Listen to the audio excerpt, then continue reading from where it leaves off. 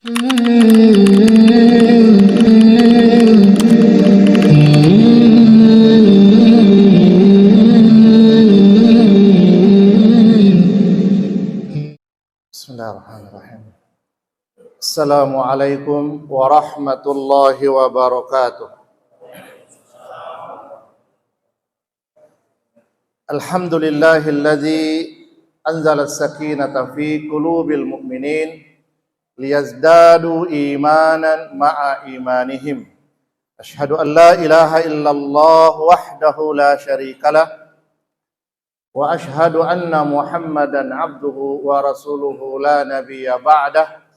Allahumma salli wa sallim ala nabiyyina wa habibina Muhammad wa ala alihi wa sahabatihi wa man tabi'ahu bi ihsanin ila yaumiddin, amma ba'd. Kaum muslimin dan muslimat jemaah yang dirahmati dan dimuliakan Allah Subhanahu wa taala. Alhamdulillahirabbil alamin, senantiasa kita bersyukur kepada Allah atas segala nikmat dan karunia. Kita juga tidak pernah lupa menyampaikan salam teriring salawat kepada Rasulullah sallallahu alaihi wasallam, kepada segenap keluarga dan para sahabat yang mulia. Mudah-mudahan kita semua mendapatkan syafaat Rasulullah nanti di hari kemudian. Jamaah yang berbahagia, kita sudah berada pada malam yang ke-6 di bulan suci Ramadan. Mudah-mudahan 5 ibadah puasa yang kita sudah tunaikan diterima dan diberi pahala berlipat ganda oleh Allah Subhanahu wa taala, serta seluruh amaliyah Ramadan yang kita tunaikan.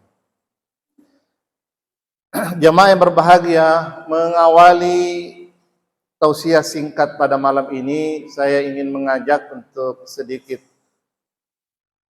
berpikir menggunakan logika bahwa jamaah sekalian, saya kebetulan memegang satu botol air. Sekiranya ditanyakan, sebotol air dengan ukuran seperti ini harganya berapa? Insya Allah 2.000 mungkin ya. Sekitar 2.000. Dengan isinya air mineral. Tapi jika air mineral ini saya pindahkan ke tempat yang lain, ganti isinya dengan botol yang sama, diganti dengan kopi susu, apalagi yang dari warkop, saya yakin sudah naik harganya.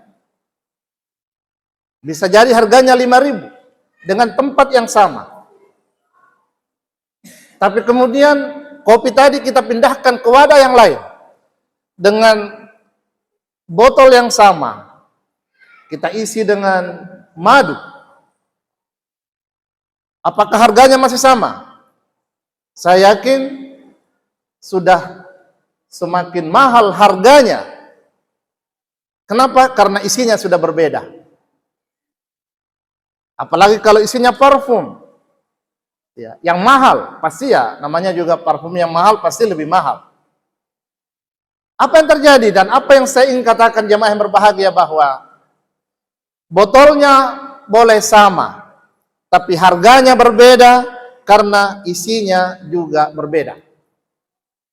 Kalau kita ibaratkan ini diri kita, manusia ini, maka sebenarnya kita bisa saja sama-sama manusia, menghirup udara yang sama, makanan yang sama, tapi nilai kita, derajat kita berbeda di sisi Allah Subhanahu wa taala karena isi kita berbeda.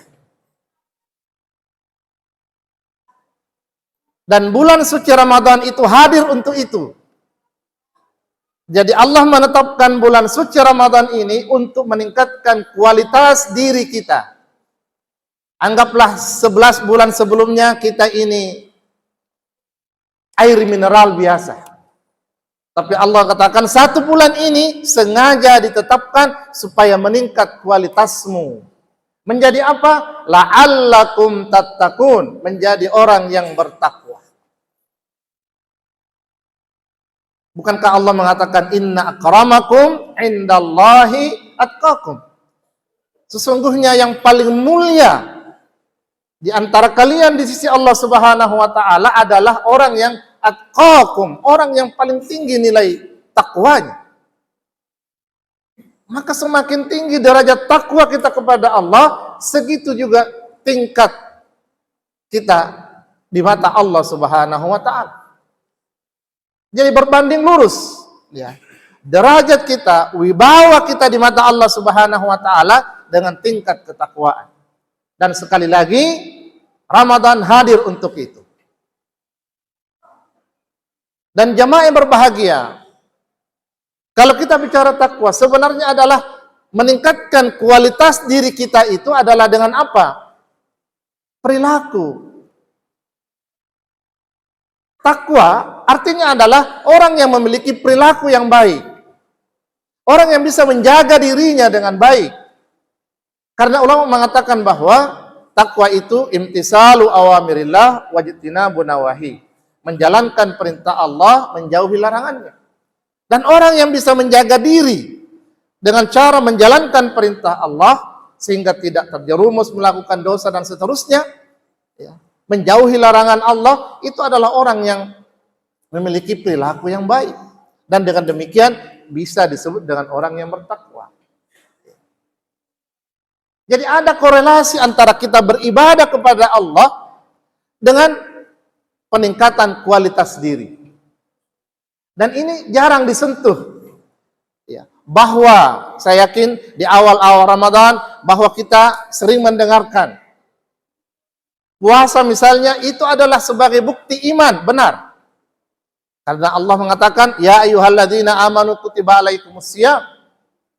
Orang beriman diseru, diajak, diperintahkan untuk berpuasa. Maka jamaah sekalian, puasa adalah bukti iman.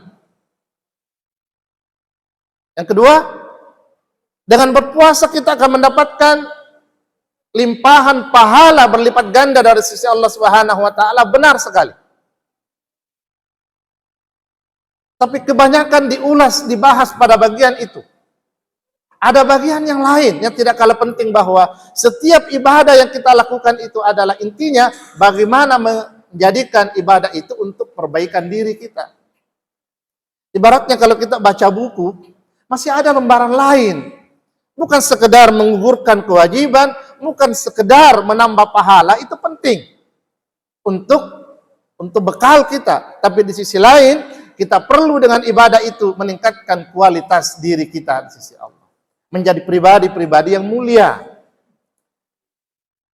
Dan semua ibadah kepada Allah, tujuannya itu. Semua ibadah. Salat kita, zakat juga, ibadah haji, dan ibadah-ibadah mahdhah yang lainnya, seperti itu. Coba kita lihat salat misalnya. Inna salata tanha anil fahsya'i wal munkar. Sungguhnya salat itu mencegah dari perbuatan yang keji dan munkar. Kapan itu? Bukan pada saat kita sholat. Sesudah kita sholat. Pencegahan diri dari yang mungkar, dari yang keji, sesudah kita sholat.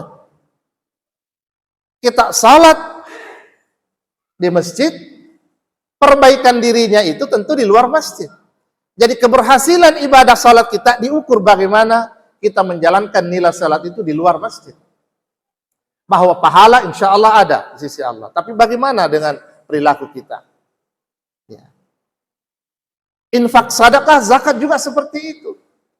Memang itu kewajiban. Dan Allah menyiapkan pahala. Tapi ada nilai lain yang ingin ditunjukkan oleh Allah. Supaya apa? Harta itu terdistribusi dengan baik. Disebutkan, hatta la takuna dulatan bainal aghniya. Supaya harta itu, uang itu, materi itu tidak hanya pindah dari orang kaya yang satu ke orang kaya yang lain, tapi terdistribusi kepada orang-orang yang kurang mampu.